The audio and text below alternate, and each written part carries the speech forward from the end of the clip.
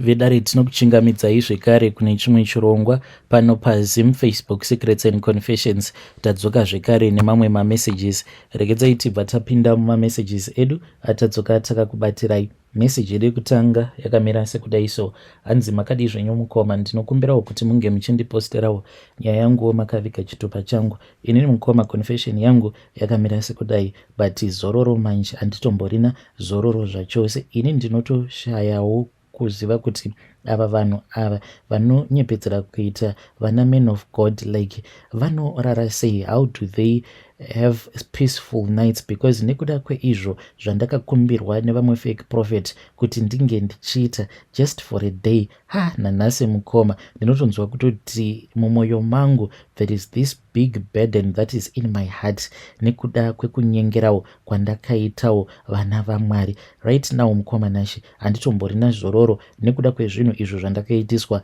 navo fake papa ava. So it happened a few years ago.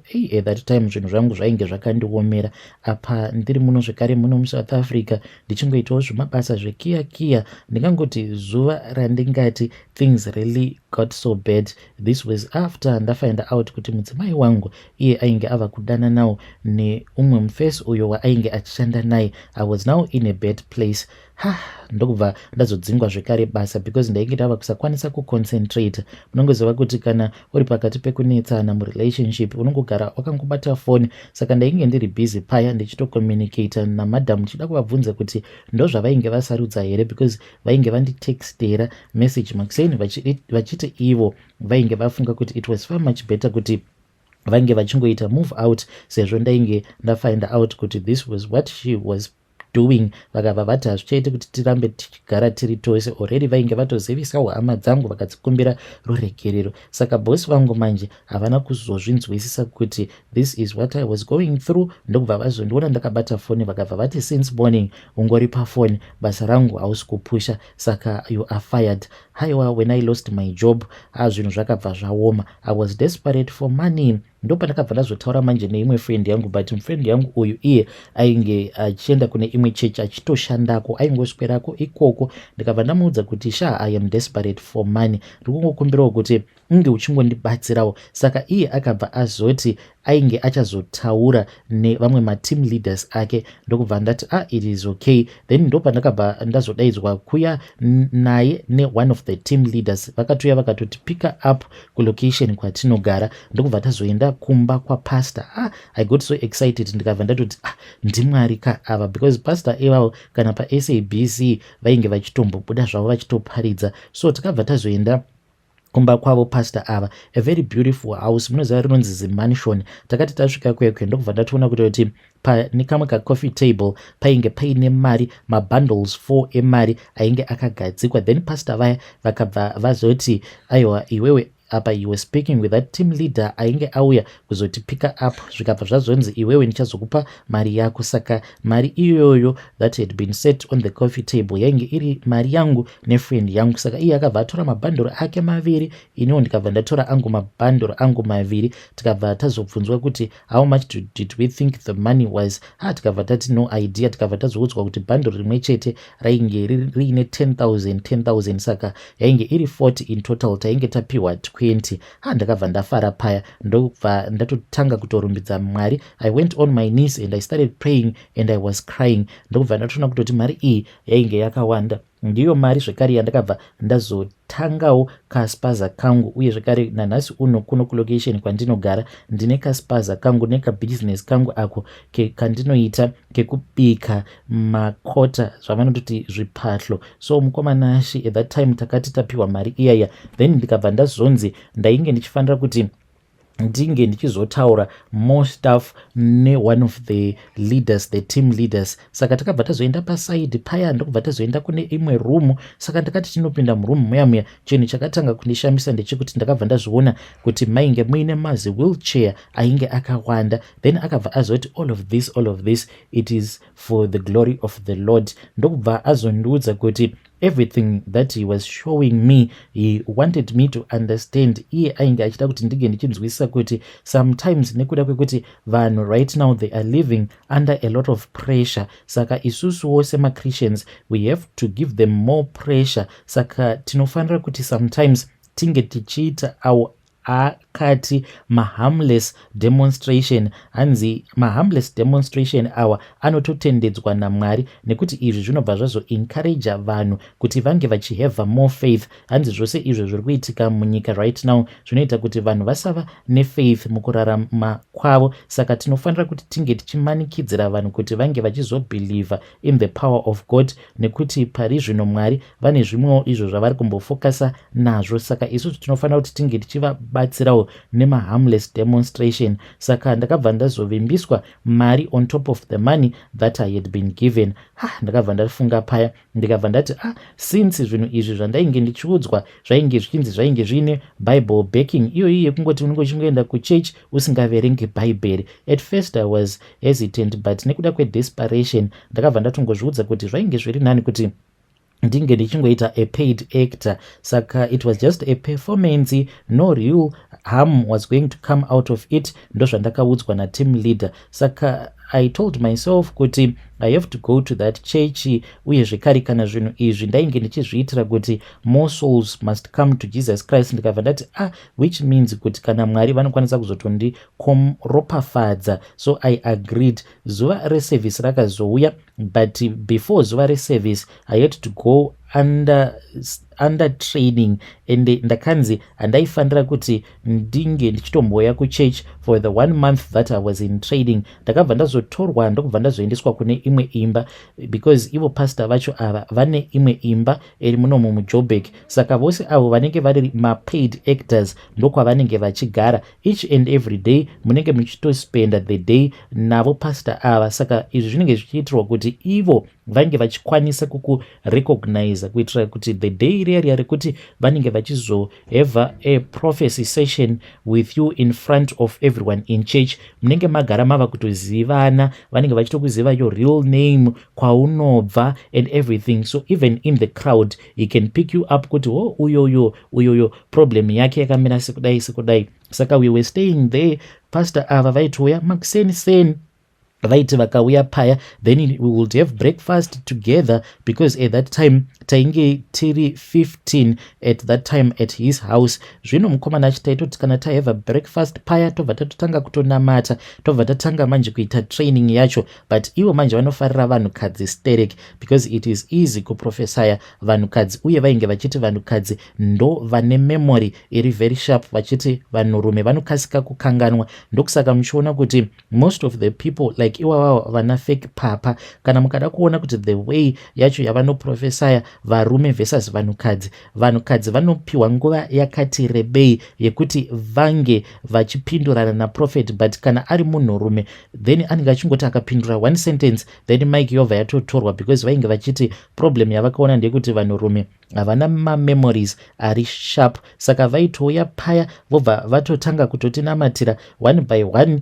we were being trained. Hii mukomanashi vanotoshandidzana nemadokta zvekutoti dokta anotouya, dokta obva atotanga kutokubatsira, but madoctors awa acho avanoshandidzana nawo. Munoona like I don't know kuti the proper name yadokta wacho iyeye, but munhu uya wekuti anodhila nevanhu vanenge varemara, toti unenge uri kubasa then you have an accident wobva waremara, then kune mamwe madoctors ekuti vanozotanga kushandidzana newe, anokudzidzisa like kutanga kushandisa wheelchair and stuff like that. Saka there was one doctor who was from DRC aitouya achitotibatsira like on my own part. Ndakatotanga kutodzidziswa kuti ndinge ndichiita sekunge munhu asinganyatsokugona kufamba, ndichitodzidziswa kuti iwewo pakufamba kwako kwaunenge uchiita unofanira kuti unge uchita sekunge hauna simba and also shaking, because ndainge ndiine a rare disease iyo inondiaffecta makumbo angu such that handichakwanisa kunyatsokufamba.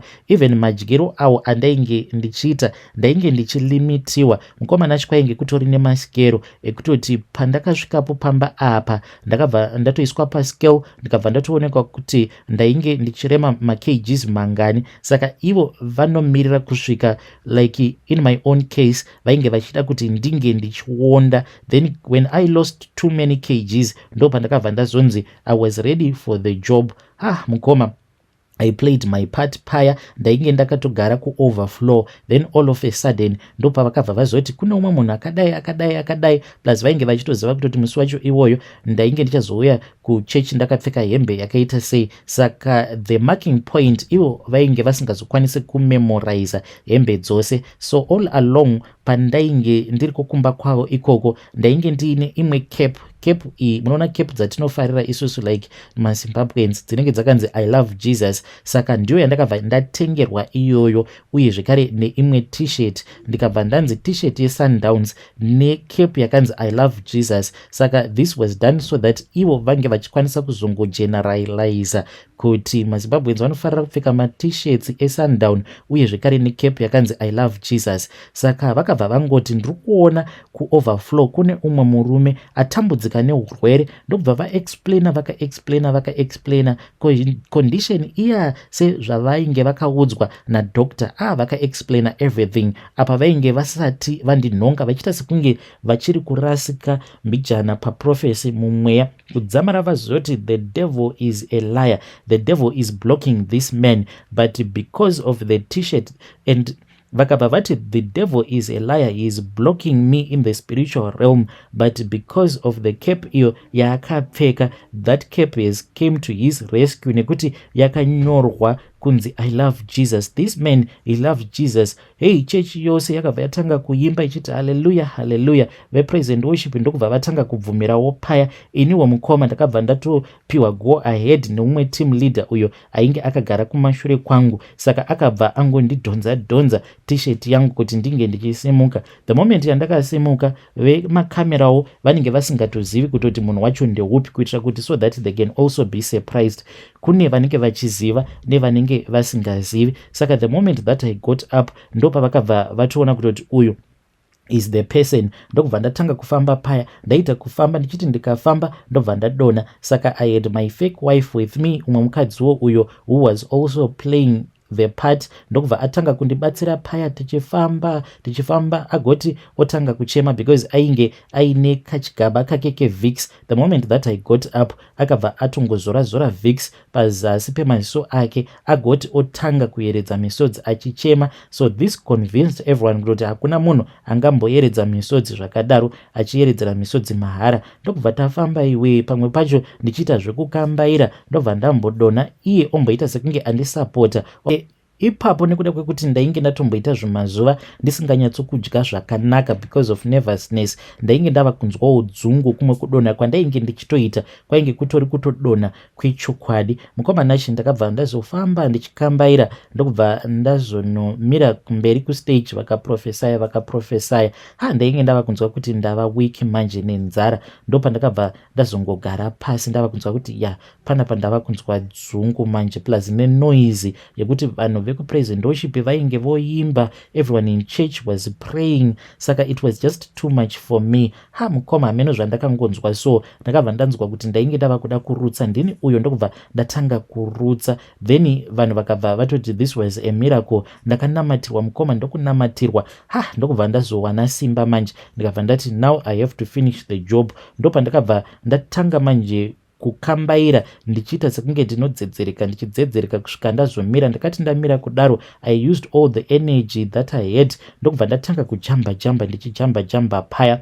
Then umwe team leader paakazouya ndokubva azotanga kuita sekunge ainge achindinamatira. Ndokubva ndazomudza kuti I was feeling faint because ndainge ndiine nzara. Saka ndakabva ndazongonamatirwa quick. Then prophet vaya vakabva vatondireleasa. Ndokubva ndazotoendeswa kune imwe room, ndokubva ndapiwa ziplate rangu rechikafu, ndokubva ndatodya paya. So mukoma, mushure mekunge ndaita zvose izvi, then ndakabva ndazonzi ndainge ndichifanira kuti ndinge ndichizoenda for further deliverance. Ndokubva ndatopinzwa mumotikari. Ndakati ndapinzwa mumotikari, then ndokubva ndatoenda ndikanodropwa kumba kweya and I was given some food. Ndakazogarako kumba kweya until I recovered again. After I had recovered ndo pandakabva ndazodzoka hangu kulocation. Nanhasi uno mukomana achizvo mabhizinesi zvangu izvo zvandiinazvo mari yacho iyoyo yakatobva pamari idzodzo dzandakabhadharwa. But mukoma each and every day kana ndikakuudza iso kuti ndinzi ndarara,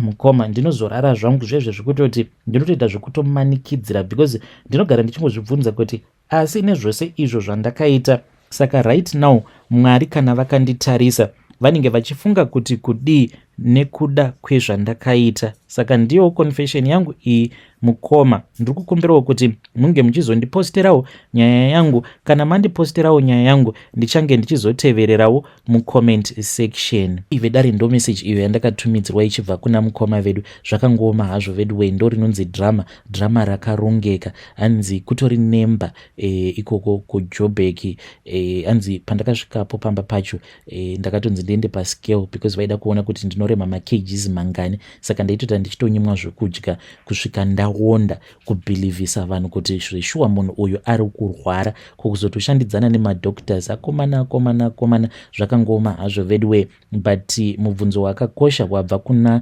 mukoma vedu ava ndewekuti saka ava vana papa vana fake prophets ava hanzi vanorara sei, vanotobatwawo nehope here so easily, ivo vachizvizivira havo kuti basa ravo nderekunyepera vanhu vachidyira vanhu mari. So I think it is an important question.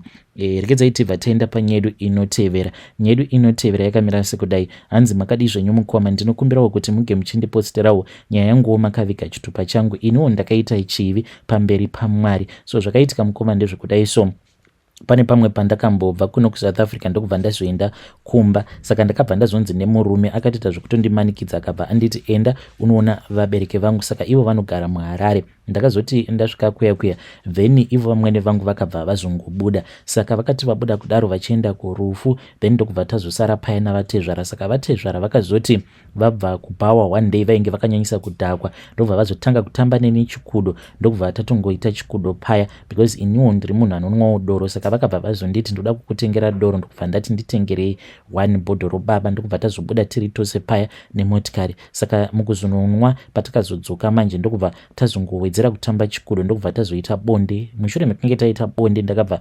ndazonakirwa navo vatezvara. Saka takazongoramba tongoita until last year ndo pandakazongoboekana mushure mekunge ndabata foni yavo titori kulodge ndikabva ndatoona kutoti vatori nerimwe huri ravanodanana naro. Ndakarwadziwa because all along vainge vakandiudza kuti vanongorara neni navamwene vangu. Saka zvandakazoita ndezvekuti ndakabva ndazoenda kune vamwe madzibaba. Saka madzibaba ava vakabva vazondipa mushonga wekuti ndinge ndichizosunga sikarudzi yavatezvara vangu. Saka iyo haichatomboshandi zvachose kuna vamweni, inongoshanda kwandiri. Saka izvezvizvi vava kutondinetsa, vari kunditi iwe kubva zvawakabva kunoku because ndakaenda kumba muna April. Saka vari kuti kubva ipo paya ndiri kuzama kuti ndinge ndichirara navamwene vako but zviri kuramba. Ndatombozama zvekare kumbopoya but zviri kuramba. Saka chidzoka ka iwewe because ndinozviziva kuti ndiwe wakandisunga because wanga wakanditsamwira. Saka chidzoka ka unge uchindipedzawo nyota. So mukoma ndiyo confession yangu iyi yandiinayo. Hey vedare ndo message iyo yandakatumidzirwa ichibva kune muroora uyo. Zvakangoma hazvo veduwe. Tinoti kudii pasi rarwa nenyundo, tingati kudii asi nyika inoita sekunge yava kuenda kumagumo iyi. Asi ndiyo message iyo yavakanditumidzira. Ngatizamei kuti tinge tichitaura navo mucomment section. Strange things indeed they do happen in this world.